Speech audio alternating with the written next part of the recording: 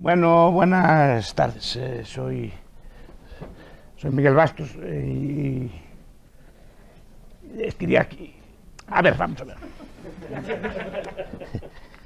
Yo estaba escribiendo unas teorías, a mí me gusta mucho hablar del Estado, estos señores me llevan, y me dijeron que había un congreso austriaco que querían que viniera y tal. Y como tenía estas cosas en la cabeza y estoy dándole muchas vueltas a la idea de la defensa y así, pues dije, voy a presentar esta ponencia. Pero yo no tenía idea de que iba a ser una cosa así. Yo pensaba que iba a estar en una mesa, en un panel, pues hablando 10 minutos y con... que iba a... Para los artistas todos. Sí.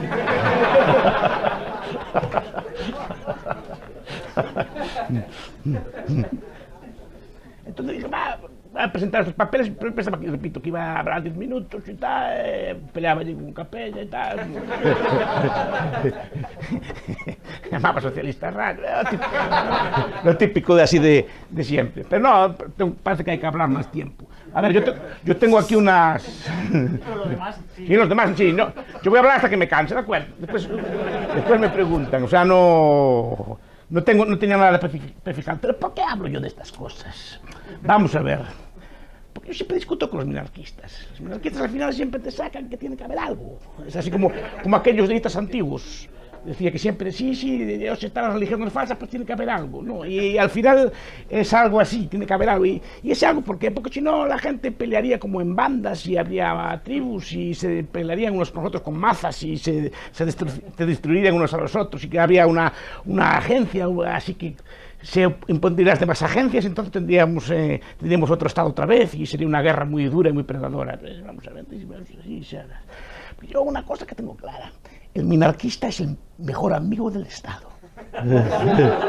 Yo, en el tiempo que llevo estudiando estas cosas, que yo llevo años leyendo poco y así lo poco que sé, de estas cosas, siempre veo los libros de teoría política, los libros de izquierda, bueno, ya ni se molestan en defender el Estado. Uno como Jorge Verdal, en Democracia y sus críticos, dice así, y usa los argumentos de los minarquistas para defender el Estado, por cierto. los que dan Nozick, por ejemplo. Cuando discute con un anarquista, los argumentos que da son los de Nozick. Pero digo que al final, la teoría política es de izquierda, lean a Rawls, lean a Dworkin, todos los teóricos políticos, así, Sandler, toda esa gente tan elevada, tan culta, dan por hecho el Estado. Yo raro es el libro que veo que discute la existencia del Estado, lo da por hecho, después discuten cómo hay que organizarlo, discuten si tiene que ser más grande, más pequeño, qué criterios de justicia tienen que imperar, qué criterios de reglas de decisiones hay que hacer, si democráticas, si no democráticas, si instituciones, pero lo dan por hecho. Entonces, ¿quién elabora argumentos a favor del Estado? Los minarquistas. Y además, son los más, en ese aspecto sí creo que son los más inteligentes y los que mejor lo hacen. Es decir, yo los mejores argumentos que vi a favor del Estado se los leía a minarquistas. Pero digo que el minarquista es el principal valedor a día de hoy del Estado como institución teórica. Y no tengo la menor duda. Ustedes leen a Holcomb, por ejemplo. Leen a estos autores todos, al mismo Nozick y a la escuela que los rodea. Bueno, que hay un debate, Tibor Machan. Bueno, hay muchos libertarios que son minarquistas, que defienden estados pequeños. Pero los argumentos que elaboran pues son argumentos inteligentes. Digo, vamos a ver, esto hay que replicarle o hay que hablar. Es decir, sí que hay críticas de un Bloch, Rothbard, pues, que sean muchos autores, Molinari, van hablando de la defensa y estas cosas así. Y usar un argumento Digo, pero entonces vamos a intentar. Dije, yo voy a cavilar un poco, a ver si me sale, igual no me sale. Voy a intentar cavilar un poco a ver el tema de la defensa que tiene de particular para que haya que sea un bien monopolista, que sea un bien que sea el único bien sobre la tierra que tiene que ser prestado por el Estado. No, porque entonces empecé a analizar estas cosas, ¿no? Entonces digo, la defensa. Entonces aquí tenemos la primera trampa cuando hablamos de defensa. Es igual que este concepto cuando hablamos de educación, cuando hablamos de sanidad, cuando hablamos de justicia. Son conceptos etéreos, no sé si me explico. Y además sujetos a metadecisiones, no sé si me explico. ¿Qué es educación? Cuando el Estado nos da educación, no. La educación es lo que define el Estado como educación. No sé si me explico. Las novelas que leemos, los libros que leemos por nuestra cuenta, las conversaciones que tenemos, las películas que vemos, los vídeos que vemos, son educación, pero no son considerados educación, porque el propio Estado define lo que es educación. ¡Ah, amigo! Pero en la defensa pasa exactamente lo mismo. Defensa es lo que define el Estado como defensa. No es defensa. Porque la defensa es un conjunto heterogéneo de bienes. Desde un perro, ejemplo, que ladra por la noche, un perro de esos así, esos ladran por la noche y despierta. Para si se usaban, pues es una cosa, un seguro, un cinturón de seguridad, un arma, un misil SS-20, todos entran dentro de la defensa, pero no todos, como comprenderán, ahí todos sirven para defender la propiedad o la vida o no. Todos tienen ese tipo de instrucciones, una puerta, una cerradura, todos tienen ese tipo de funciones, incluso la ropa, si nos ponemos exquisitos, nos salva de no morirnos, nos defiende nuestra vida frente al frío y las inclemencias del tiempo. Es decir, si nos ponemos objetivistas, puede haber muchos bienes que son defensa. ¡Ah, ten cuidado! Solo el Estado define que unos cuantos, y son los que él define como defensa. Y normalmente se refiere a la ejercer la violencia contra otros hermanos como él, contra otros estados. Porque si no vienen los rusos y nos comen, porque si no vienen los chinos y nos aplastan, si no viene el Estado Islámico y nos corta las cabezas. Por lo menos pondría la moneda de oro. Entonces, no es que defienda yo el Estado Islámico, pero bueno. Pero digo, entonces, ¿qué pasa con la defensa? Esto lo explica muy bien Hummel en un trabajo. Es decir, que el Estado le gusta definir lo que es defensa y lo que no es defensa. Además, cuando define, por ejemplo, los monopolios o los bienes públicos, normalmente define, no, es que tiene que ser monopolista porque si no puede ser prestado, pero solo puede ser prestado en la forma en que el Estado lo presta. Es decir, que el Estado define el bien de tal forma que solo sea el Estado el único capaz de prestarlo. Y para defendernos, para tener defensas, hay muchas formas distintas de... ¿Se escucha bien? Hay muchas formas distintas de tener defensa, repito. Nadie dice que los perros tengan que ser monopolio del Estado, ni que la ropa tenga que ser monopolio del Estado, ni que las cerraduras tengan que ser monopolio del Estado, ni que un contrato de seguros tenga que ser monopolio del Estado, por ejemplo. Es decir, solo algunas cosas y las que define. Y como esas cosas que define, el Estado las presta, el Estado dice que solo él las puede prestar. Entonces me explico. Es como si digo... Miguel Bastos es el único que es Miguel Bastos, no sé si me explico. Entonces, si alguien quiere dar una clase como Miguel Bastos, no puede. Entonces, Miguel Bastos es el único que puede dar una clase como Miguel Bastos, así de mal que la da, ¿eh? Incluso así de mal es imposible darla como lo doy yo. No sé si me explico. Pues esto es lo mismo, define el bien, hace una metadecisión, igual que la educación, igual que la sanidad. La sanidad es lo que nosotros prestamos. Y no solo lo que nosotros prestamos, sino lo que nosotros somos los únicos en poder prestar. Porque, claro, porque lo definimos de tal forma, obviamente, ningún ciudadano compra un tanque, ningún ciudadano compra un portaaviones, ningún ciudadano compra un misil SS-20. Entonces, no, claro, ese tipo de bienes, como solo el Estado los suministra, pues así tiene que ser un monopolio, claro. El problema es discutir si esos bienes hacen falta o no, que ahí entramos en la cosa. Pues, estudiando estas cosas de los bienes públicos, que antes Cabrera lo explicó mejor que yo, pero digo, vamos a ver, primero la defensa es un bien, así, es un bien, primero todo bien es subjetivo, es decir, no es un bien homogéneo. Primero, la defensa no es igual en todas partes.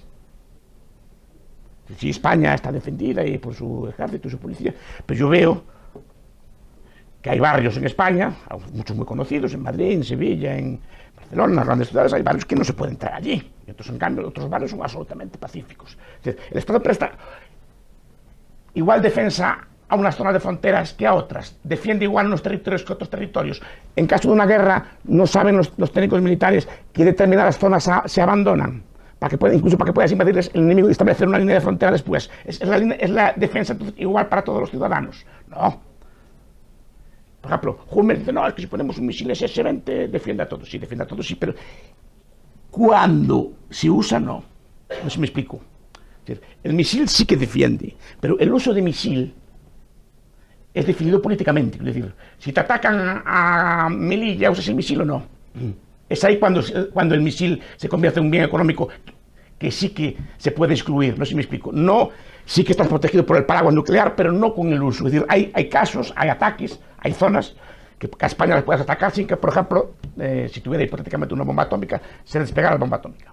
Y supongo que determinados territorios también de otros países se pueden atacar sin que despegue esa bomba atómica. En ese aspecto, la defensa sí que es un bien excluyente, porque no lo usas en todas las condiciones. Ni todas las poblaciones son iguales. Por ejemplo, en la guerra de Irak, pues está claro que Saddam Hussein sacrificó a los kurdos, le daban igual, no sé si me explico, o a los chiitas le daban igual. No todos los ciudadanos, dejó que los mataran y los mandó a más de fuerzas de choque. No todo el mundo es igual. Entonces, primero, ¿es un bien homogéneo? No es un bien homogéneo para todas partes. Después, en la percepción psíquica, la defensa, como repito, como todo bien, depende de la valoración que cada persona, cada individuo le dé a su propia seguridad. Hay gente muy arriesgada que se vaya al Nepal a subir montañas y cosas por el estilo.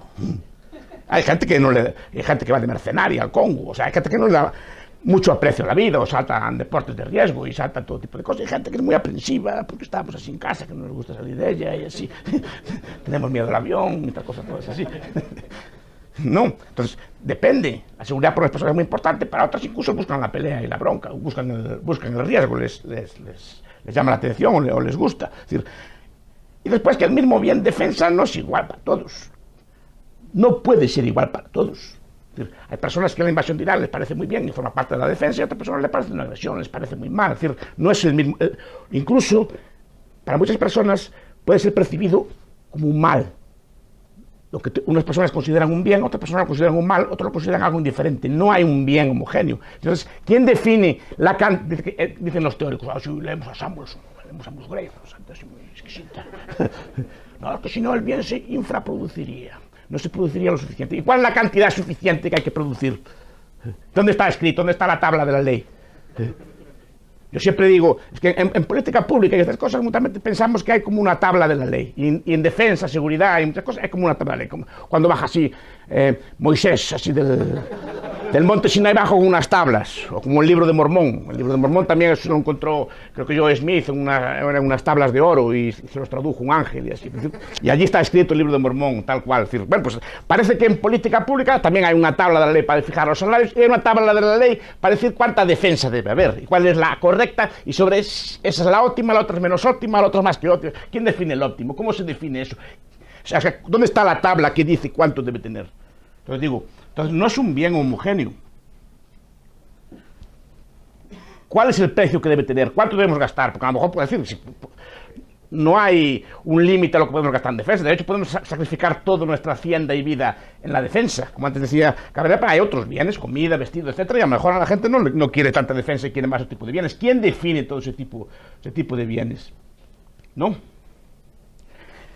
sea, en cantidad, en calidad, en precio. Es el problema del cálculo, señores. El problema del cálculo que estudiamos siempre aplicado en este caso a la defensa. Es decir, ¿quién debe definir cuánta calidad, qué precio debe tener la defensa? Es decir, pues al final lo define el mismo que suministra la defensa, la que él quiere, la que él le da la gana. Es decir, al final, a ver, la defensa, el Estado nace de la guerra, nace de la violencia, nace de la coerción, no nace de ningún pacto, ni ningún contrato así. Por lo tanto, el Estado goza y disfruta en la guerra. El profesor O'Higgins lo explica muy bien en sus libros. Nace de la guerra y nace de la violencia. Entonces, normalmente está interesado en definir la guerra y definir que es necesaria la guerra para que exista el Estado y el Estado para hacer la guerra. Es un razonamiento absolutamente circular. Es decir, que no funciona de esta forma. Necesitamos la guerra porque si no, como hay guerra, es falta del Estado y queremos un Estado para que haga la guerra. Es un argumento muy, muy interesante. Digo, cuando hablamos de bienes públicos, digo, ¿son rivales? ¿Se puede excluir? Sí, se puede excluir, como antes bueno, intenté apuntar. ¿Una unidad marginal más cuesta? Sí. Como una persona más a ser defendida no cuesta. Entonces, Ceuta y Melilla no cuestan proporcionalmente mucho, no sé si me explico. O sea, esos habitantes relativamente pocos que hay allí no cuestan marginalmente mucho más que los otros. Lo que pasa es que hay una definición del Estado que eso es sagrado y da igual lo que se cuesta. Mira el lío que se montó por una isla despoblada como la de Perejil. ¿Cómo que no se cuesta? ¿Cómo que no cuesta un ciudadano marginal más? Cuesta. Cuesta y hay que poner barreras. Además, también en cuanto a la prestación, como dije antes, no es lo mismo. No es lo mismo vivir al lado de un cuartel o vivir al lado de una cosa de policía que vivir a 40 kilómetros. El bien no es el bien o el mal, porque el riesgo también te afecta. Es decir, si vives al lado de un cuartel o de una central, una base de misiles, probablemente tengas más riesgo que otro tipo de personas. Entonces, no es un bien que pueda ser prestado. Digo, ¿qué argumentación económica se hace para esto? ¿Qué es lo que se quiere defender? Yo sé, para la defensa son tres cosas. Bien, de nosotros mismos. Es la primera defensa que se me ocurre. Entonces el Estado hace políticas de defensa para defendernos de nosotros mismos. Guerra de la droga, guerra a la grasa, guerra a todo lo que nos ocurre. El llamado Estado terapéutico, que a mí tanto me gusta hablar de él. O sea, que el Estado que se basa en la salud. Entonces nos defiende de nosotros mismos, para que no juguemos, para que no andemos con prostitutas, para que no andemos por ahí. Nos prohíbe un montón de cosas para defendernos de nosotros mismos, porque si no perdemos la voluntad. Entonces el juego o cualquier cosa. Entonces, primero nos defiende a nosotros mismos y usa medios. De hecho, creo que en Estados Unidos o en muchos países del mundo, 80% de los presos están por delitos sin víctima. por delitos contra sí mismo, no estoy hablando de broma. Es decir, la mayor parte de la seguridad es contra uno mismo, y es donde se hace buen gasto. 2, defendernos de otros estados, nos dicen. Entonces, claro, ahí lo que estamos diciendo es que el Estado es una externalidad de los estados. No sé si me explico. Necesito un Estado porque otro inventó un Estado. Si no, no haría falta el Estado. Entonces nos defiende de otro Estado organizado. Si no, o sea, el Estado, como explica Carneiro, como explican Robert Carneiro, un trabajo célebre de la teoría del origen del Estado, y otros autores, explican, claro, que los Estados nacen históricamente. Aquí, ahora que gusta mucho la antropología, Marshall Sahlins tiene un libro muy bonito, La economía de la edad de piedra, por ejemplo, o Polanyi, pero el Polanyi no el de la gran transformación, el Polanyi del sustento del hombre, que es un libro muy interesante. Habla que las sociedades primitivas, el 99% de la época, vivían en sociedades, ahí ya los que saben más de antropología que me discutan después, que vivían en sociedades de don, de reciprocidad, de intercambio, sin necesidad de Estado. El Estado fue un accidente histórico en un momento dado, y un accidente histórico derivado pues, de una serie de características de encapsulamiento de determinados territorios que, otra cosa que es importante, que si la gente puede escapar y moverse, el Estado no es posible. Entonces el Estado normalmente nace en sitios encapsulados, en valles, en sitios que se pueden cerrar, conquistar, dominar a la población y empezar a ponerle tributo. En el Medio Oriente, los aztecas, los incas, tierras que podían ser dominadas por una banda de bandidos armada que dominaba el territorio. Entonces digo, nos defiende otros estados, pero si nos defiende otros estados, primero hay que ver también si quien defiende el Estado es a nosotros o se defiende a sí mismo. Es decir, históricamente, ahora no lo sé, pero históricamente los reyes lo que no querían era que les quitaran a sus súbditos. Es decir, no quería un pastor que viniera otro pastor a quitarle las ovejas, porque si no, aquí desplumaba después. El pastor defiende las ovejas de los lobos para poder comérselas él. No sé si me explico, ¿es así o no? Pues me temo que históricamente, no sé, ahora se puede discutir que la lucha entre los estados no era por defender a la población. La población, de hecho, muchas veces les daba igual. En los estados primitivos les daba igual ser un rey que otro. En toda Europa estamos viendo que por matrimonios, herencias y cosas por el estilo, los ciudadanos cambiaban de un soberano a otro pues varias veces en su vida, varias veces en el tiempo. Vean la historia medieval de Europa, vean la historia moderna de Europa. Portugal unido con España, después se separa, Aragón se junta, después el Franco Condado se une, otros se separa. La gente cambiaba de todo porque le daba realmente igual. Al final pagaba unos tributos a un señor que estaba muy lejos. No había nada de bien público ni nada así por el estilo. Después se construyó un discurso nacional, otro tipo de cosas. Y después la pregunta. La tercera es el argumento que se usa básicamente por los minarquistas, es defendernos de otras personas, así como nosotros. Porque digo, el argumento del Estado para defender a otros estados no me vale como argumento. Es un argumento, es porque es una externalidad. Es decir, si no hubiera ningún Estado, no habría Estado que defendernos. O sea, es una externalidad desde otro. Entonces, el argumento último, la ratio última, es de quién nos defiende el Estado. Pues de otras personas, de bandidos, así que nos vienen por la noche y nos atacan, y de bandas, así como se nos pinta. Mad Max, no se fijaron en esa película, que es la película favorita del minarquista. Sí, bandas desarmadas sin Estado, que con coches a toda velocidad, ¿verdad? ¿Vieron la película? No. Pues es el modelo lo que nos pinta el minarquista como el modelo de una sociedad sin Estado. ¿No? Entonces digo, nos defiende de esto, y esto vamos a analizarlo ahora. Pero otra pregunta que hago, de que digo que es un congreso, ¿y quién nos defiende del Estado si es un monopolista? Montes apuntó, estuve viendo las cifras, por ejemplo, que da Hummel de cifras de las grandes matanzas del siglo, fue de gente por sus estados, no entre estados. Los estados sí que mataron bastante, pero la matanza más grande que dicen que es la de los chinos, de Mao, fue de Mao contra su pueblo. Las matanzas de Stalin fueron de Stalin contra su pueblo. Hitler mató a mucha gente, no hablemos de armenios y de otro tipo de gente, matadas por supuestamente el Estado tan bonito y tan bueno, así como un corderito, con sus rentitas de inserción. Ese corderito pues mató, como decía antes, mató a mucha gente, más que guerras entre estados. De hecho, a día de hoy, no sé si hay alguna, pero creo que hay muy pocas guerras entre estados. Las guerras son todas dentro del Estado por conquistar el aparato del Estado. O sea, por conquistar el monopolio más o menos legítimo, de hecho, de ese tipo de dominio. Porque es otra pregunta que hago. Es decir, si todos estuviéramos peleando unos contra los otros, ¿por qué el sistema de Estados no está siempre guerreando unos contra los otros? El sistema de estados, como bien lo recuerdan los teóricos de las relaciones internacionales, es un sistema absolutamente anárquico y cambiante, inmutable, y cada país con su propia estrategia. El pequeñito usa la estrategia de la debilidad. Cualquiera le puede pegar, pero sabe que si le pega, el que le pega queda mal. Es como pegarle a un anciano, pegarle a una embarazada, una cosa por el estilo. Queda mal. Queda mal, y de hecho, cuando hubo agresiones de este estilo, por ejemplo, la Primera Guerra Mundial, cuando atacan al neutral Bélgica, por ejemplo, la indignación popular en Europa fue furiosa porque los alemanes atacan un estadito tan pequeño que no se metía con nadie.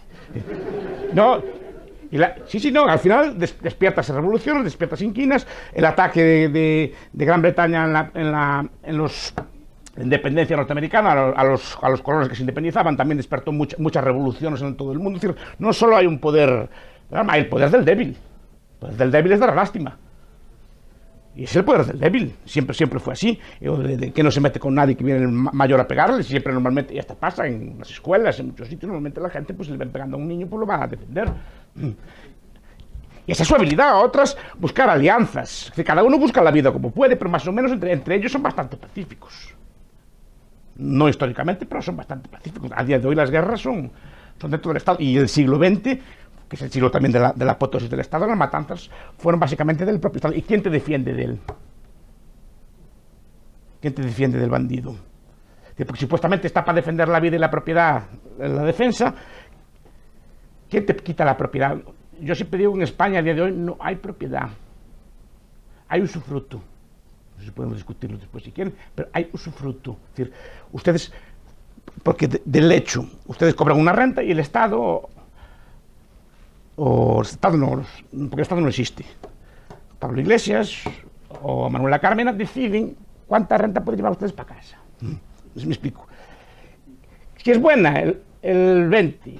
Si es buena, así como Esperanza Aguirre, el 20. Si es mala, el 70. Pero en ambos casos los dos piensan que la renta es suya, es de ellos, no sé si me explico, y que le ceden más o menos. No hay un cambio de sistema, no hay propiedad. Cuando mueren ustedes, que no los quiera Dios, que tarden mucho ese día, pero cuando se mueren, quitan su renta y sus herederos tienen que pagar rescate para recobrarla. Si no, no la recobran. No sé si me explico, ¿qué? Tienen que pagar rescate. Les quitan los bienes, lo guardan allí, dicen, no, hasta que me pagues lo que... Yo te digo que también si soy bueno, como Esperanza, un poco o casi nada. Si soy malo, como pasa en Andalucía, mucho. Pero al final digo, la renta es mía. Tu renta es mía, yo decido lo que te queda a ti. Tu propiedad es mía, yo decido lo que te queda a ti. Te la puedes expropiar al precio más o menos que yo decido. Hay un jurado de expropiación, hay un justiprecio, pero el justiprecio al final lo pone el mismo que te expropia. Y no te puedes negar. Por eso digo que la principal revolución que habría que hacer en España es respetar la propiedad privada, pero de verdad. No a esta propiedad social que dice la Constitución. Digo, entonces ahora quería tocar algunos temas. Digo, la pregunta es de quién nos defiende, o quién nos defendería de ese Estado, que es otra pregunta que también le hago yo a los minarquistas. Que está muy bien que haya una cosa así, esta cosita bonita, pero si la cosita bonita sale mala, ¿quién nos defiende de ella? Porque al ser monopolista, ¿quién nos defiende de ella? Pues mejor que haya este tipo de cosas. A ver, entonces vamos al argumento principal, que es aquí donde quería tocar algunas cosas. Si el Estado desapareciera, antes hablaba Cabrera de Somalia. A ver, Somalia hay que compararla efectivamente con sus vecinos. Somalia no hay que compararla con Suiza, Somalia hay que compararla con Eritrea, con Etiopía, con tal. En Somalia hay un proceso de vacío de poder que después fue copado por Al-Shabaab, que es la milicia que hay ahora islámica, la filial de Al-Qaeda en la zona. Pero eso es porque normalmente ese tipo de guerras anárquicas son guerras por controlar el Estado, no son guerras para abolir el Estado. Yo siempre pienso que si el Estado de algún día se abolía es por una cuestión ideológica, por una cuestión de ideas. Y la primera idea es que el Estado no existe, es una ficción mental. Existen personas concretas que nos gobiernan. Existe Kirchner, que nos gobierna. Existe Carmena, que nos quita el dinero, o Rajoy, que nos quita el dinero, pero no existe el Estado español. Eso no tiene existencia real, es una existencia mental, es un ser hipostático. Entonces, estas guerras que se hacen, estas bandas, primero, se dan en una circunstancia estatal. Dice, no, es que las maras y todos pensamos estas cosas todas así. Las maras y todas las guerrillas y todos los narcotraficantes y todos los islamistas. Sí, sí, pero que sepa yo, no operan en un estado de anarquía. O sea, operan en un estado, un mundo estatista, muchas veces las propias mafias, etcétera, o los propias guerrillas islamistas, ¿sí? financiadas por el mismo que financia el Barcelona, no sé si me explico, financiadas por él mismo, somos muy malos, pero las financia él mismo, a ambas cosas. O las mafias modernas, los narcos, no podrían existir sin la subvención que les da el Estado prohibiendo las drogas, por ejemplo. El Estado, de hecho, subvenciona, sube el precio de la droga artificialmente, hace un cártel, reduce la oferta, sube el precio y les dan los beneficios extraordinarios a los narcotraficantes. Y eso es lo que engrosa, lo que hace que las mafias, maras, etcétera, puedan comprar armas potentes y armas de último modelo, si no, morirían de hambre, o tendrían que dedicarse a otro tipo de cosas. Entonces digo, esas guerras, esas bandas, esas cosas así que nos pintan como que sería el mundo, ya lo hay. Ya lo hay, y ya lo hay en un entorno estatista, no un entorno anárquico. Porque un entorno anárquico de darse no sería así. Yo, por ejemplo, me dicen, abolir el Estado mañana, no. No, porque es necesario un proceso ideológico, es necesario un proceso de civilización, es necesario un proceso, ese proceso poco a poco va dándose, eso sí, pero es necesario un proceso ideológico. No puedes abolir mañana el Estado porque entonces, como la mayor parte de la gente está criada y educada en un ambiente estatista, querría otro Estado y al final volvemos a estar en lo mismo. Eso se ve, por ejemplo, siempre mucho hablar de los indígenas y los indios, a mí me gusta mucho, soy muy admirador de ellos. Pero en la conquista de América había dos tipos de indígena. Había los indios estatistas, fácilmente conquistables y domesticables, incas y aztecas, por ejemplo, porque ya estaban acostumbrados a obedecer y a servir. En cambio, buenos indios de derecha, buenos indios capitalistas, como los mapuches, los sioux, los comanches, que eran tribus, eran ANCAPs, por cierto, no tenían estado, pero digo, por eso tardaron cientos de años en conquistarlos, y los conquistaron por puro aplastarlos porque cuidado, que es otro argumento también, que es que un Estado pelea mejor que las guerrillas, eso no es cierto. Todos estos indios, todas esas cosas, los Zulús llegaron a derrotar a los británicos, varias ocasiones, es decir, los indios de Norteamérica derrotaron varias veces al general Castria y a varios más. Los aplastaron por tecnología y por puro número, pero no porque fuera más eficaz el otro. Es decir, el otro siempre tenía reservas de mano de obra. Si se morían tal, traemos otros mil más, hasta que aplastemos con él. Así sí, pero no es que pelearan mejor. Y de hecho, estamos viendo estas guerras de Oriente Próximo del ISIS, estamos viendo como la guerrilla pelea infinitamente mejor que todo el resto. Y infinitamente mejor, lo aplastarás por número, lo aplastarás por otro tipo de cosas, pero pelean de una forma que no implica gastar una enorme cantidad de recursos para derrotar a 20.000 personas que son. Y están varias potencias, la NATO, varias potencias del país, y no pueden con ellos, aún les quita Palmira, y aún les quita un montón de cosas. Otro aspecto que me interesa a mí es que dicen, no, es que si acabara el Estado, volveríamos a una sociedad tal. Vamos a ver. Primero, si se diera una situación de abolición del Estado, de abolición de la defensa privada, perdón, de la defensa pública, no volveríamos atrás. Ahí sí que tiene que ver la evolución. Es decir, nosotros no volvemos. Incluso Mad Max, cuando pelea con armas automáticas, no pelea con piedras, porque aunque haya una regresión, haya algún conflicto, los avances culturales no todos se pierden. Igual que, por ejemplo, el problema de la bomba atómica es que ya se sabe cómo se hace, y aunque las quites todas, la gente ya sabe cómo se hace, y es el problema que se puede volver a hacer. Muchos de los logros culturales que tenemos es muy difícil que vuelvan atrás. Es decir, porque aquí hay una cosa importante, y que me gustaría discutir también. Hay la idea de que es el Estado el que trae el orden. Yo digo, no. En parte puede ser, pero todo no. Y más, en buena medida, no.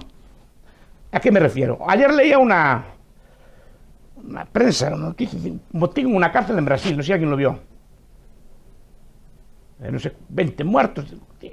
Un motín en una cárcel en Brasil, 20 muertos. Dice, droga dentro de las prisiones. Vamos a ver. Yo sepa, la prisión es la anarquía en Estado Supremo, si me explico. Una prisión que es la anarquía, es el Estado puro, con cemento, vallas, alambres, cientos de perros, una tasa de policías y vigilantes per cápita enorme. Y dentro de la cárcel el Estado no es capaz de mantener el orden.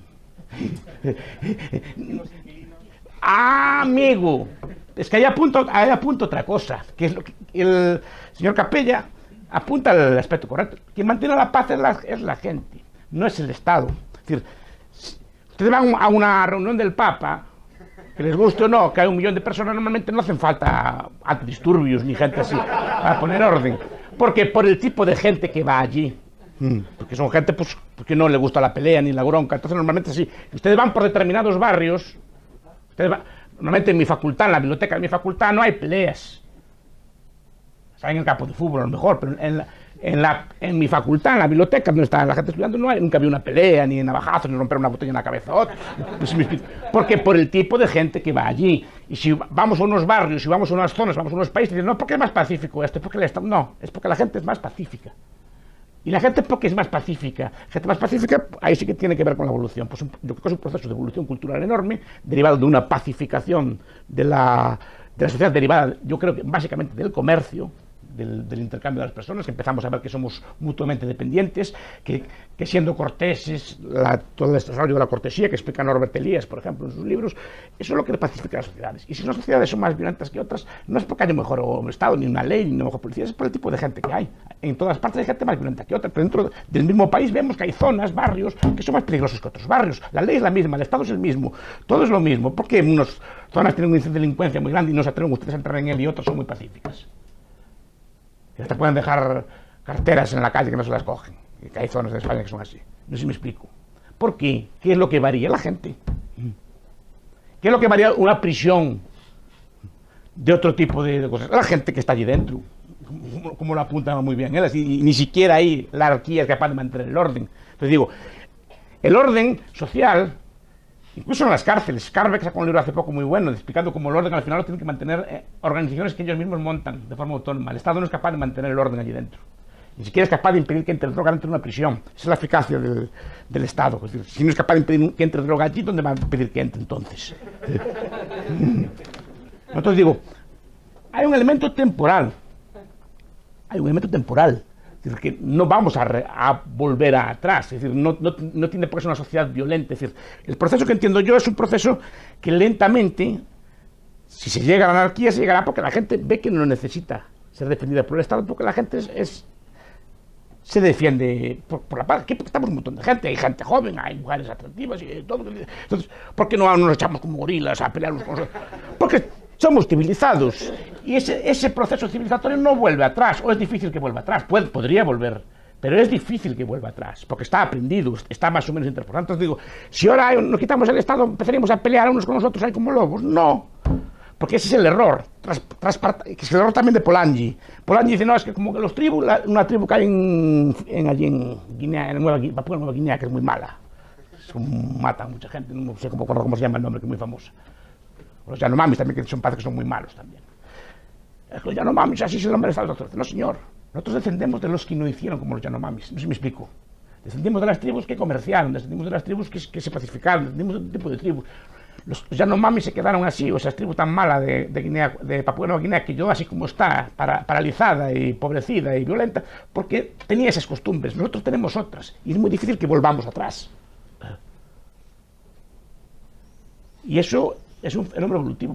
Y si ahora desapareciera, tras un proceso largo de pacificación, pero digo, no es inmediato, un proceso largo de pacificación, sobre todo que empecemos a ver que el Estado no es necesario, que el Estado no existe, que el Estado no es necesario, que el orden o la paz lo mantenemos nosotros,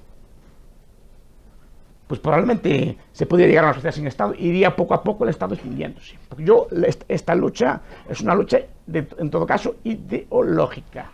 No se va a hacer una revolución para abolir el Estado, porque sería contraproducente, porque la banda armada que derrotara al final se varía con el mando. Entonces hay otro argumento que dice, no, es que si no la agencia protectora privada pues dominaría a su cliente. Se haría al final, ustedes contratan una agencia privada de protección y esa agencia privada de protección pues les dominaría a ustedes. A ver, en la historia, si leen cualquier trabajo sobre la historia de los mercenarios, por ejemplo, a Deborah Bant o a Peter Singer o cualquier de estos que escriben de estas cosas, ven que es muy extraño que un mercenario se ocupe el puesto de su amo. el caso pudiera darse hipotéticamente, pero es muy extraño porque carece de legitimidad y no tiene interés. Es el mismo argumento que un tendero que les venda matarratas en vez de harina. Sí, podría darla, si es más barato y ganaba dinero, sí, pero ¿qué le pasaría después? ¿El mercado cómo lo pondría? ¿Qué le pasaría? No sé si me explico, si una persona vende un producto adulterado, ¿qué le pasa a una...?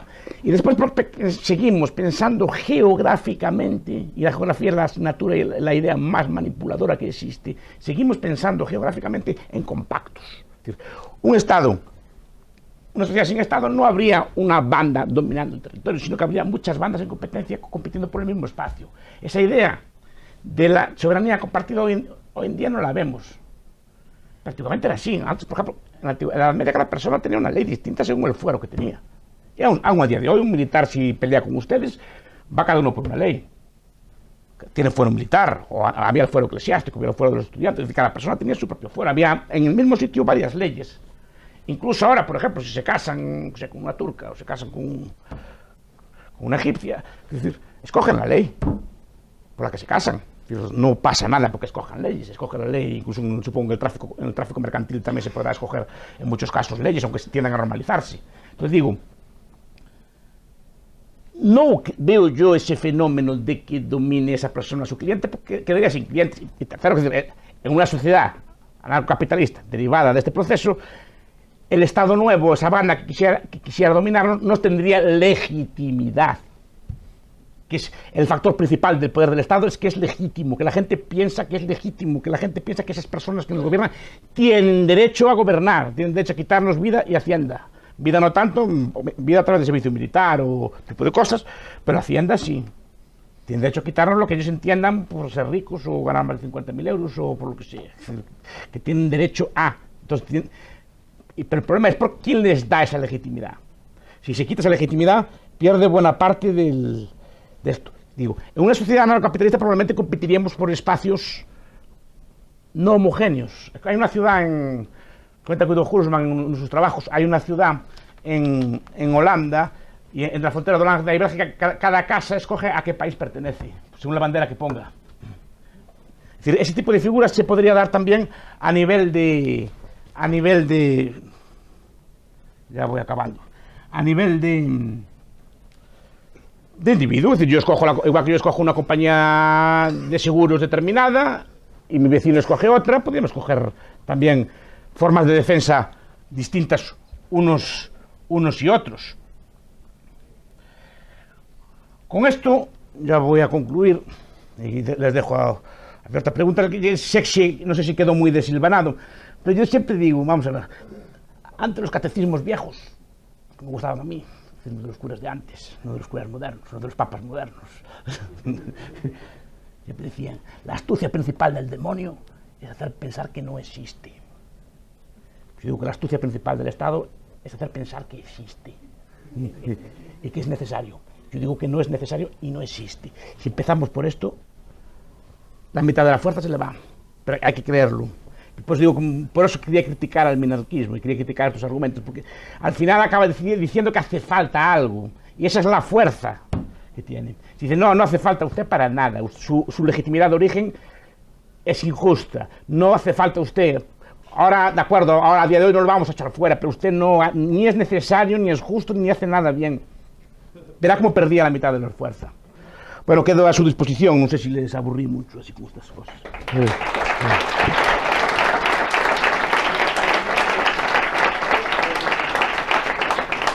Perdone si quedó desilvanada, pero no la tenía así, solo fue así lo que me fue viniendo a la cabeza, luego noté así unas cosas y tal. El señor Capella quiere dar la réplica. Ya va a ser corta como la tuya también, media hora. Vale, vamos a ver, si somos austriacos y somos lógicos, es muy peligroso caer en contradicciones. ¿El Estado existe o no? No. Entonces, el anarcocapitalismo ya ha vencido. ¿Contra qué está luchando el anarcocapitalismo? Contra un grupo de personas organizadas. Algo que no existe. Luego, si ya hemos vencido, ¿para qué estamos luchando? El minarquismo no es que tenga problemas, es que no existe el minarquismo. Para ti, por ejemplo, es imposible. Para ti, por ejemplo, Dios no existe, pero tú combates esa idea porque es lo que le da fuerza a las iglesias, ¿o no? Has dicho una frase verbatim. Has dicho, el justiprecio lo pone el mismo que te expropia. Si lo pone el mismo que te expropia y es el Estado tiene identidad, el Estado existe. No solo existe, sino que tiene identidad. Lo pone el mismo que te expropia, pone el justiprecio. Te lo expropia un empresario de Santiago que conozco yo, que pactó con el alcalde... con el alcalde de Santiago, que en nombre del bien común le quitaban las tierras a una persona para dársela a otra al precio que esa persona, que decía que era el Estado, le quitaba. Pero no se lo quitó el Estado, se lo quitó un señor con nombre y apellido, que no sé si tú quieres decirlo. No sé si me explico. El que te lo quita es el Estado. ¿Qué? Que no salgáis. Si es que el problema es que si dices que el Estado no existe, tú tampoco existes. A ver, es un concepto, ya sé que entramos en alta filosofía, el concepto de la hipóstasis. Lo que quiero decir es que no tiene existencia real, pero que cambia mucho el cuento. A ver si me explico. Si a nosotros le dicen, hay que dar... Mariano Rajoy dice que le demos el 60% de lo que gana.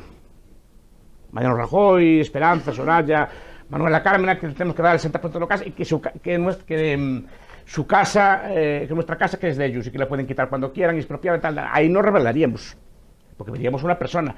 Pero ellos no nos quitan el nombre de la casa, nos quitan el nombre de una idea. No sé si me explico. Una idea que es la que quiero criticar yo, es lo que no existe, no tiene existencia real. Cuando pagamos impuestos no solo los pagamos a España, los pagamos a Rajoy, a Soraya, a Esperanza Aguirre, a quien sea, a quien esté en el poder en ese momento. Entonces las empresas tampoco existen. Tampoco, claro. Tampoco. Y nada existe, entonces. Es que no existe fuera de las personas que lo componen, claro. Es decir, precisamente si hay algo que caracteriza por ejemplo, al Estado es que es impersonal. Ese rayo el Estado es impersonal. El Estado existe y el Estado español seguirá existiendo cuando ninguno de nosotros estemos aquí. Luego tiene una... No, pero si no queda ningún español, no hay Estado español. Pero eso no quiere decir que dependa de nosotros. No, porque es un ente ficticio. Es decir, ¿en qué sentido? ¿Qué quedó de la Iglesia? Quedó, por ejemplo, de aquellas religiones antiguas, las taurobolias, que es el culto a Apis o el culto a Mitra, que quedó de aquellos sacerdotes y aquella iglesia eterna. No quedó nada porque nadie cree en ella hoy. ¿Me explico? Nadie quiere decir que el Estado sea eterno, pero eso no es lo mismo que decir que no exista. El Estado es una entidad de orden superior o de nivel superior porque es un agregado de nivel superior. No hay agregado, que no existe.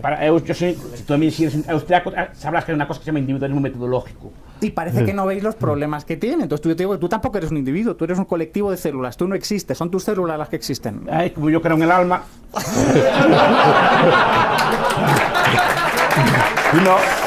Tú sí. Entonces yo te planteo el problema que planteaba John Gray. John Gray decía que somos bacterias evolucionadas en perros de paja, por ejemplo. Decía, somos bacterias evolucionadas. Entonces, ¿qué tiene de mal matar a una bacteria evolucionada? Si somos bacterias, un conjunto de bacterias, desagregándolas.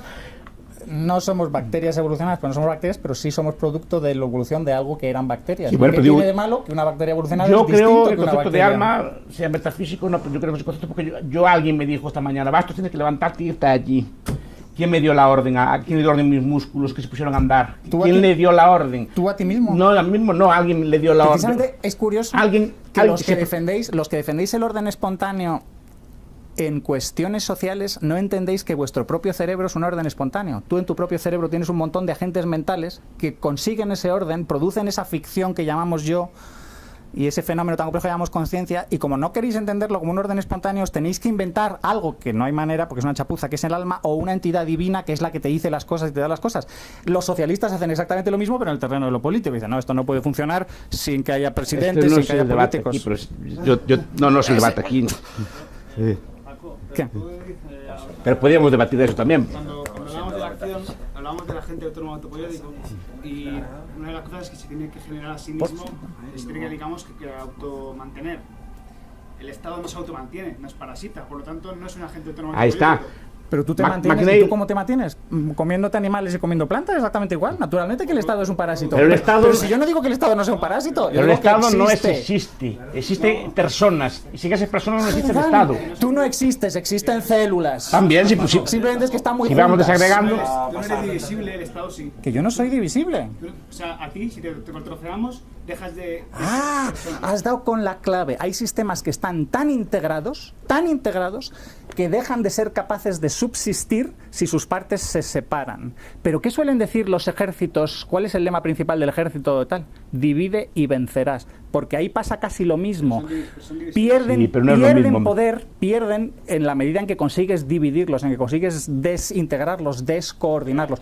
Es verdad que el Estado no está tan coordinado como estamos coordinados tú y yo como entes, o todos nosotros. Nosotros somos colectivos ultra organizados, ultra cohesionados.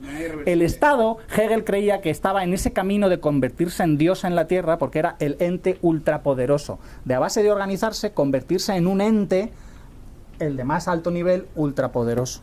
Si seguís insistiendo con que no existe, se os va a descojonar de vosotros. Así de claro. No existe. Y vais a caer en contradicciones. ¿Ves? Él cree. Vais a caer en contradicciones como que él me expropia y me fija el precio y es el mismo. Al mismo tiempo decís y no existe. Él me fija el precio, me expropia y no existe. No, es que, pero que al final no te lo quita el Estado, te lo quita un señor de nombre y apellido. No salgas con la... En la Unión Soviética, donde no había empresas privadas y también te expropiaban, también era la empresa privada la que te expropiaba. ¿Y por qué te expropiaba a ti y no al otro? ¿Y por qué hacían la mina al lado de tu casa y no al lado la mina al lado de la casa del Gerifalti? Dale. Chesterton decía muy bien, que no cree en Dios cree en cualquier cosa.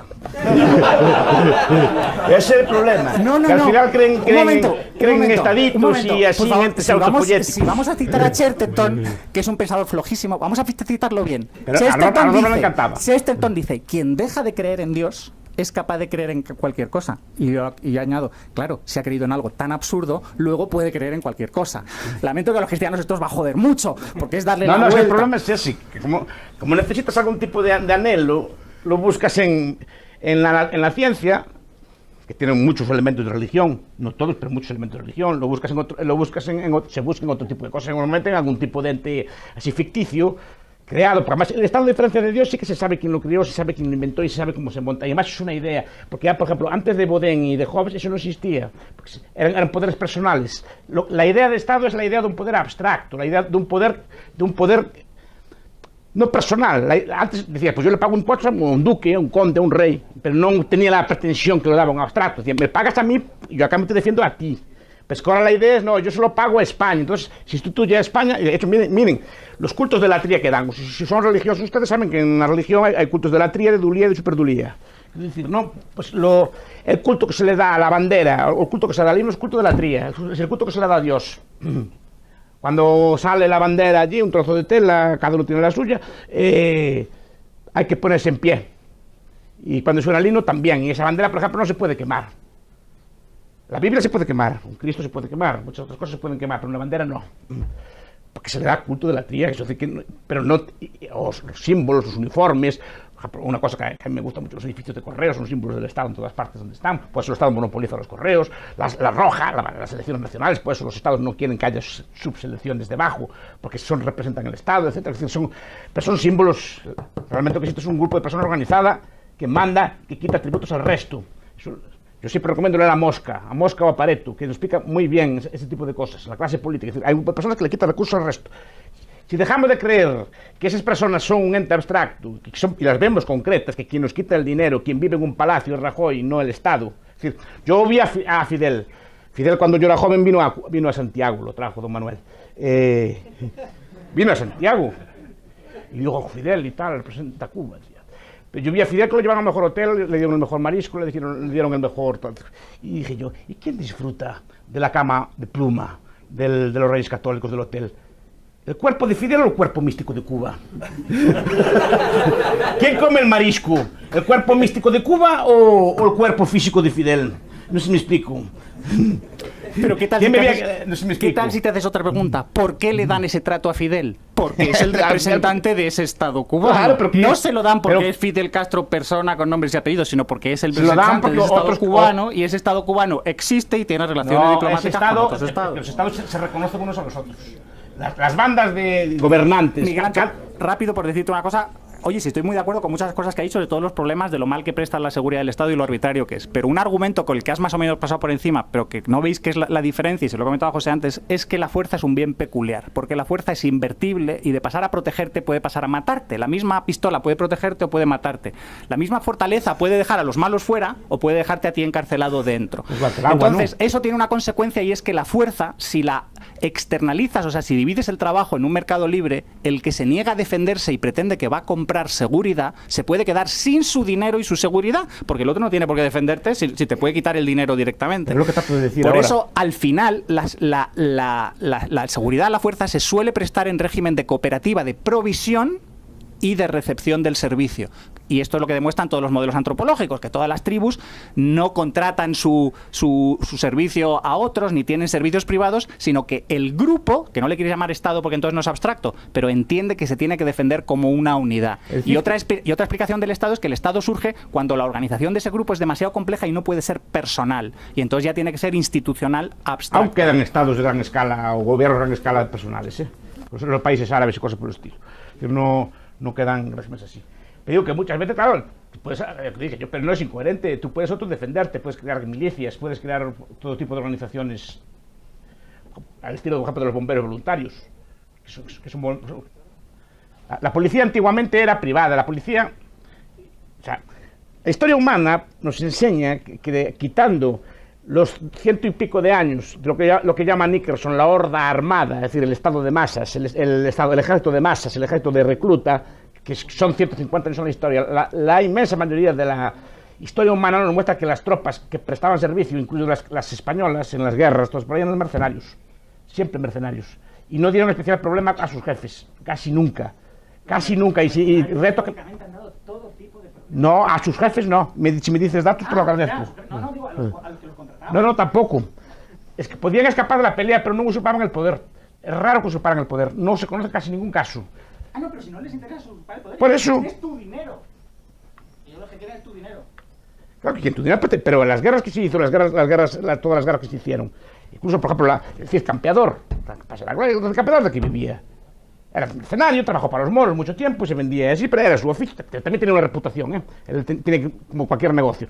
Es compañía blanca, que la que cuenta con Andoyle, por ejemplo, la compañía negra, que vinieron a las guerras medievales de España, eran todas compañías de británicos y gente así, de soldados irlandeses, que venían aquí a hacer daño, pues venían y marchaban, pero normalmente no usurpaban el poder, es que es el problema que se plantea, que es que estamos discutiendo aquí, si esa horda nos va a suplantar, y digo que es difícil que te suplante, porque carece de legitimidad y de interés. Sí, antes comentaba... Cuando haya que cortar, perdón, avisarme.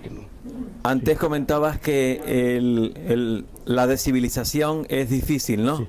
Entonces... es posible, pero es difícil. Sí, entonces Hoppe en un libro expone que la democracia, por ejemplo, la integración forzosa, la escuela pública, conduce hacia un proceso de descivilización. Por ejemplo, obligar a que la gente conviva en la misma escuela cuando los niños a lo mejor no son compatibles o tienen diferentes ideas. El tema del bullying que vemos en las escuelas. Es decir, es posible... Pero el bullying es porque las escuelas son cárceles. Claro. Son cárceles. De 8 a 10 usted no puede salir de allí. Para ir al baño, profesora, ¿puedo ir? Le diré que sí o que no. Es una cárcel, hay que estar con reglas semicarcelarias. Claro. Por eso hay ese tipo de cosas, como seguramente hay en los cuarteles. Bullying y cosas por el estilo, como hay en las prisiones, seguramente tipo de bullying. Pero digo, el proceso de civilización es un proceso lento, lo que pasa es que también se puede retroceder. Pero digo que es un proceso lento y a mí lo que me gusta es el de no ver Elías. El proceso de civilización, que explica cómo empezamos a comer con los tenedores, cómo empezamos a usar la cortesía, en vez de llamarnos brutalmente, empezamos a llamarnos con títulos, con nombres, con usted y cosas por el estilo. Y es un proceso lento de civilización que permite que podamos estar aquí juntos. A ti que te gustan estas cosas de los antiguos y así, ¿tú crees que podríamos estar otros antepasados podrían estar así juntos, tranquilos, hablando de estas cosas? ¿Sabes quién trata esto? Pinker. Pinker, sí, pues, sí, por eso te lo digo. ¿Cuál es uno de sus 5 factores? El Estado. Eso es lo que dice él. No, es que es verdad. Pero yo digo que no, porque Hummel tiene razón. El siglo XX ha visto más muertos en número absoluto y además todos del Estado, pero en números relativos la violencia ha caído en picado y cae en la medida en que se establecen estados en sitios y se sustituye el matarse por robarse. O sea, ¿ves cómo el minarquista es el amigo del Estado? Pero al final... Muchos lo admiráis, es una cosa que no existe, ¿ves? A ver, es que esto es micrófono. Sí. A ver, es que creo que se está debatiendo en un futuro mundo... con inexistencia de Estado, ¿cómo sería el servicio de justicia? ¿Cómo sería un servicio de seguridad? Pero es que hoy existe seguridad privada. Los políticos se defienden de nosotros con seguridad privada, no se fían de la pública. El chavismo se defiende con seguridad subcontratada de cubanos, porque no se fía de sus funcionarios. Sí, señor. Y en nuestro ámbito cotidiano, tenemos Securitas, Prosegur y infinidad, miles de empresas pequeñas y medianas que compiten, aparecen y desaparecen, se prestigian y se desprestigian. Sí. Entonces ya existe la protección privada. Es lo más antiguo que hay. Sí, pero estas personas que nos gobiernan reclaman el derecho a regularla, a ser ellos la última ratio y a poder desarmarte o armarte a criterio de ellos. Sí, pero bueno, ese es un ámbito, como por así decirlo, un pequeño tramo a donde esas empresas todavía no se les permite llegar. Pero más a mi favor. Es decir, lo que estoy diciendo es que el Estado usa la defensa como excusa. Lo que es básicamente es una élite extractiva. Pero no lo digo yo. Por ejemplo, lean a Margaret Levy, of Rule and Revenue, por ejemplo, que es un libro precioso, o de Predatory Theory of Rule, de la misma autora, que es la teoría predatoria del Estado, y no son autores para nada de austriacos, nada así por el estilo. Pero dicen, no, el Estado es una banda de bandidos, más o menos, que roba lo que puede, intentando maximizar su renta. Es decir, si sabe que si roba mucho, también la población se le empobrece y quedan ellos más pobres. Intentan sacar lo máximo posible, pero en esencia, desde el principio de los tiempos, es una élite predadora. Pues lo que quería criticar es la excusa de la defensa como argumento para justificar que eso tiene que existir. Y yo digo que buena parte de la historia no existiría, y lo que se plantea es cómo será en el futuro. Es que solo consiste en extender los servicios que ya hay y que se están prestando ahora mismo. O sea, es que el cambio realmente sería mínimo en nuestras vidas cotidianas, solo que tendríamos muchísima menos carga impositiva. Es evidente, tendríamos mucho más dinero en nuestros bolsillos. Totalmente. O sea, pero, en vez de haber 100 empresas, habrá 1000 compitiendo. Pero que hay una cosa que es imposible de borrar de la mente, y no sé vosotros, pero a mí yo soy imposible. La idea geográfica. La idea siempre acabamos pensando en un Estado que es como España, pero sin Estado. No vemos que viviríamos en comunidades, ese tipo de cosas, porque la geografía está metida a macha, martillo en nuestra cabeza, porque es la asignatura más poderosa del sistema escolar. Pero no lo digo yo, por ejemplo, lo dice Benedict Anderson, un libro muy bonito, o John Agnew, en geopolítica, que además critican todo este tipo de cosas. Es la asignatura más poderosa porque nos da la idea del Estado como ente real, como un dibujo, como un mapa. Esto es España, y España lo que es aquí empieza Portugal, que ya es otra cosa. Además en el mapa cada uno tiene su color. Si me explico, Portugal azul, verde, tal, Francia empieza aquí, el otro allá. Estas islas son nuestras. ¿Cómo que son nuestras? Estas islas de allí que están a 3.000 kilómetros son nuestras. Pues yo tengo una pregunta.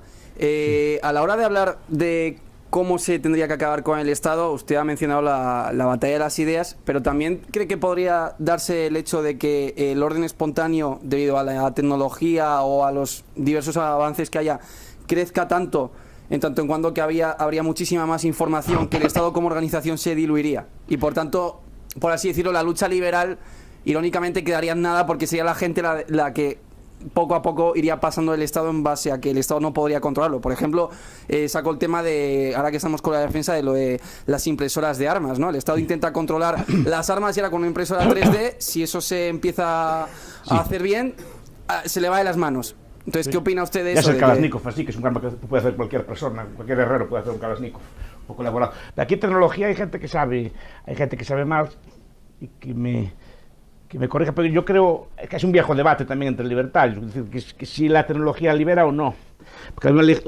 que pues digo que es un debate, y aquí me gustaría, si quieren, después discutimos, porque sabe más que yo de estas cosas, pero hay tecnologías que efectivamente que te liberan. Internet, el mismo Internet que te libera es el que te controla todos los datos, que te deja todas tus huellas y todo lo que viste, compraste, todo así, es lo mismo, no sé si me explico.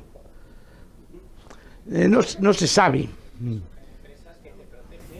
Sí. Contra la invasión de tu privacidad. O sea, hay una empresa de móviles que creo que además es casi medio española, con muchos ingenieros españoles, que se llama Dark, Dark Telephone o algo así, que está ofreciendo teléfonos supuestamente, y los garantiza, opacos a cualquier invasión de tu privacidad. Entonces, claro, el teléfono este vale 200 euros y el otro vale 700. No, sí. Le digo que no sé hasta qué punto incluso ese arma después se puede volver a favor de ellos después. Pero el tema va más por... ¿Cree usted que al final puede darse el hecho irónico de que la batalla de las ideas liberal se quede en nada, debido a que sea la sociedad la que, sin necesidad de que haya gente liberal detrás, pase del Estado, por así decirlo? No, la batalla tiene que ser ideológica. Eso hay que aprenderlo de Gramsci. A mí Gramsci, que es un autor que le gusta mucho a Pablo Iglesias, pero que tienes razón, no, que es muy bueno. Por ejemplo, en el Príncipe Moderno, que es un ensayo sobre Maquiavelo, de Gramsci. No, pero La mentira. no se refiere a usar la mentira. Gramsci nos decía, no hay que hacer la revolución, no hay que hacer guerras, hay que hacer socialistas. Si hacemos socialistas, la gente pide socialismo. Y lo piden todos, me explico, lo piden el PP y Podemos. Siempre lo digo, Podemos y PP para mí es lo mismo, es una diferencia de grado, no de esencia. No sé si me explico. Unos quieren un poquito más, otros un poquito menos, pero ninguno de los dos cuestiona el sistema radicalmente. Ninguno de los dos cuestiona que la propiedad es estatal, no la regulación, sino la potestad de regular, que es muy distinto. Eso ninguno de los dos renuncia, etcétera, etcétera. Te digo, y eso lo hicieron muy bien. Gramsci se dedicó a formar socialistas y la gente a día de hoy es socialista. Y socialista porque ellos se dedican a la batalla de las ideas. Entonces ya no hace falta hacer revolución. Todo el mundo pide socialismo. Los de PP piden socialismo, los de Podemos piden socialismo y los socialistas piden socialismo.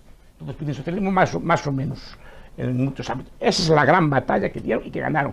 Digo que la batalla para acabar con el Estado tiene que ser un proceso de civilización, tiene que ser un proceso de deslegitimación. Yo siempre digo, descubrieron, como hablaba antes, descubrieron hay un culto a Mitra en Lugo. Antes el culto a Mitra o a Apis tenía mucho poder en Lugo. Y ahora nadie le reza a Apis, nadie le reza a Mitra, Naso a Centauro Bolies, no se hace nada así. ¿Por qué? Porque dejaron de creer en aquello. ¿Qué le pasa a todos aquellos días? Por ejemplo, y otro proceso de imitar, yo como digo soy católico, pero bueno, esto es otro debate. ¿Por qué la Iglesia Católica pierde tanto poder? En buena medida porque la gente deja de creer en ella. Y ahí el Estado no, los gobernantes fueron muy hábiles a liquidarla a través del sistema escolar, a través de los ataques, etc., eliminando uno de los principales competidores que tenía. De tal forma que a día de hoy casi nadie, o muy pocos jóvenes, por ejemplo, creen en los dogmas religiosos, con razón o sin ella, pero no creen. Entonces consiguieron debilitar muchísimo la fuerza que tiene la Iglesia. El Papa puede protestar, el Papa puede decir muchas cosas, nadie le hace caso. Pues eso es lo que hay que conseguir hacia el Estado. Lo mismo, hacia el Estado no, hacia los que nos gobiernan, que ese aura que tienen de legitimidad, que de poder quitárselo, no señores, son ustedes como mí, como yo, no son más que yo. ¿Y de dónde deriva su legitimidad? Profesor, hablabas antes de has definido el Estado como un accidente histórico, de que en un determinado momento... El poder político, mejor dicho. El Estado sí que es histórico, es del siglo XVIII. Vale, pero que en algún momento aparece una primera organización y ya el resto está incentivado a organizarse como un Estado para... Entonces, dado que eso es un poco el comportamiento humano... Se imita. ¿Qué incentivo tiene un Estado a decir... me desarmo? No, es que no va a partir de ellos, No, el Estado o sociedad. ¿Qué sentido tiene que Occidente se civilice tanto como para llegar a ese grado de el Estado no nos hace falta? Sí, el resto no lo hace. Es civilización combinada con ideas. Es una batalla ideológica. Sí, pero... La tecnología, hablaba antes de la tecnología. La tecnología depende de lo que queramos hacer con ella, como toda tecnología. Sí. La misma tecnología tan tecnológico es hacer un misil como hacer una lavadora. Es poner gente inteligente, solo que en un caso hacer algo malo, pero esas mismas cabezas podrían hacer lavadoras fantásticas, o podrían hacer aviones fantásticos, o televisores de 40 dimensiones, o una cosa así fantástica. Solo que la asignación de recursos va para la guerra, las mejores cabezas, mejor pagadas, y van para ese tipo de cosas. Sí, pero me refiero, mientras... La tecnología al final puede desarrollarse para un lado o para otro. Sí, pero un poco el ejemplo de las bombas nucleares, de Irán tiene bombas, Estados Unidos tiene bombas, al final... Yo siempre tengo bombas porque mi vecino tiene bombas. Entonces, es otro debate, es el debate de la proliferación. Igual que es el debate de si las armas traen paz o no. Yo creo que sí. Yo creo que la bomba atómica trae paz, no guerra. Es un viejo debate. La posibilidad de que estemos armados... Pero al incentivo de tomar el paso de decir me desarmo como sociedad, renuncio al Estado, si el resto no lo hace, no tiene ningún incentivo a hacerlo. Tendrías que usar tus armas. Y si todos lo hicieran, habría un incentivo enorme a crear un nuevo Estado. Claro, pero es que ese nuevo Estado tendría muy difícil imponer, lo que expliqué antes. Los Estados en lucha contra pueblos anárquicos tuvieron que sufrir mucho para derrotar a los pueblos anárquicos. Mucho. Los expulsaron a la montaña. Los expulsaron a la montaña, pero tardaron... En los únicos sitios donde ahora no hay estados, en sitios donde no llega nadie. Espera. Eso, los expulsaron a las montañas, de acuerdo, pero los aztecas, indios estatistas, los incas, indios estatistas fueron derrotados en 2 años. arapahoes, los cheyennes, los sioux duraron 200 años resistiendo. Los mapuches fueron los últimos en ser conquistados en América y se conquistaron en el siglo XIX, igual que los fueguinos en General Rosas, en Argentina. Es decir, tardaron mucho porque es muy difícil atacar a un ente informe. Aztecas e incas tenían un problema de cohesión interna y obedecían un huevo de esclavos y facciones internas y era cuestión de dividirlos. Los indios americanos vivían en estepas gigantescas y se podían mover y lo que hicieron es desaparecer, no a las montañas porque no había montañas, sino simplemente irse y viendo. Que es lo que decíamos, el Estado para hacer tiene que encapsularte, tiene que tenerte preso y que no puedas moverte. Pero digo que esos indios no estaban adoctrinados en la obediencia, por tanto era muy difícil combatirlos, combatir una masa informe, tienes que combatirlos uno por uno. El otro, al Inca fue cortarle la cabeza al Inca, nada más, y se puso otro en sitio de él y dominó todo otra vez, porque estaban acostumbrados a la obediencia. Y los otros no estaban acostumbrados a la obediencia. Pues, se ven estas guerrillas, estos pueblos indómitos que hay por ahí, afganos y gente por el estilo, independientemente de que nos gusten o no. Son gente que es muy difícil de gobernarla, porque están anárquicos, están en tribus, están separados, no hay quien los gobierne, no están centralizados. Por tanto, resisten a todo tipo de imperios. No sé por qué vamos tan lejos, si está pasando hoy en día con el terrorismo. También, pero ya sería otro debate. Es imposible perseguir a los islamistas en sus territorios porque... Esa es la tesis, que es un libro muy bueno de Van Crevel, no sé si lo conocéis, The Rise and Fall of the State, que es un historiador militar israelí. Tiene un libro que se llama Transformation of War y de Rise and Fall of the State, que dice que el Estado, como nace de la guerra, las nuevas formas de guerra van a acabar con él. O se adapta, porque un Estado está pensado para pelear contra otros Estados y sus fuerzas armadas. España tiene tropas de montaña, ¿para qué? Tiene portaaviones, ¿para qué? Tiene armas de proyección, que le llaman así, ¿para qué? A lo mejor hacían falta 3 mercenarios con un arma ligera, una ametralladora ligera hace mucho más para defenderse de los piratas que todas sus operaciones atalantas, estas cosas todas así. Porque está mal dimensionado. A lo mejor un portaaeronaves no vale para perseguir un cayuco lleno de somalíes, no sé si me explico. Es mejor otro cayuco más rápido, no sé si me explico. Con armas ligeras mejores que las de ellos, pero no con un avión a reacción, no sé si me explico. Es descomunal, la escala cambia mucho y el coste te encarece muchísimo las cosas. Pero en cierta medida siempre hay un sistema general. Incluso el anarcocapitalismo tendría que haber alguna regla que permitiera regular ese sistema anárquico, aunque en principio es un sistema anárquico y podemos entender que no tendría que haber ninguna norma. Es un sistema general, es una agrupación de seres humanos y esa agrupación de seres humanos se rijan por lo que se rijan. En cualquier caso siempre habrá una regla general que tenga que controlar algo básico. Bien, es que un factor que es importante distinguir, que no es aquí tampoco en sitios, es lo que es el poder y lo que es la autoridad, que son cosas distintas. El poder es la amenaza, en mi opinión, la amenaza de usar la fuerza física de imponerte un castigo o una sanción. La autoridad es la deferencia que le das a una persona por su edad, por su sabiduría, por su conocimiento, por el respeto que le tengas. Por ejemplo, tu padre sobre ti tiene autoridad, pero no tiene poder. Si quieres marcharte de casa, te marchas, no te lo puede impedir. Simplemente tú lo respetas porque es tu padre, o respetas a un sabio, o respetas a un científico, o respetas a un sacerdote, respetas a un maestro, lo que sea, pero tú respetas, eso es autoridad. Y el poder es otra cosa, el poder que hace lo que yo quiero, te gusta o no. Yo creo que el mal no está en un ente general o en el individuo. Digo que las leyes de una sociedad vendrían de autoridad, habría figuras de autoridad, como tienen los gitanos, como hablaba antes José, ¿no? Hay otros pueblos. No es anarquía, en el sentido que el gitano no tiene un aparato de Estado, no tiene policía gitana, no tiene tribunales gitanos, sino que es una figura de respeto, tiene un patriarca, una persona que los demás respetan. Pero quien implementa la ley no es un aparato, es la propia sociedad.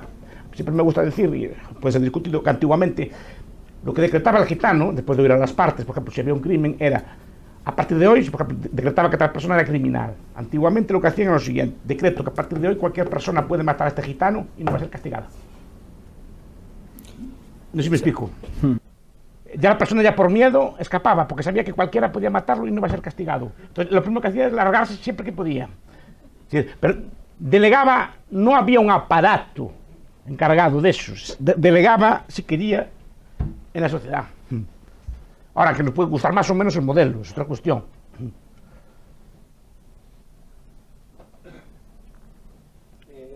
Ya no hay más preguntas, por lo que vamos a dar por concluida la charla. Un aplauso, por favor.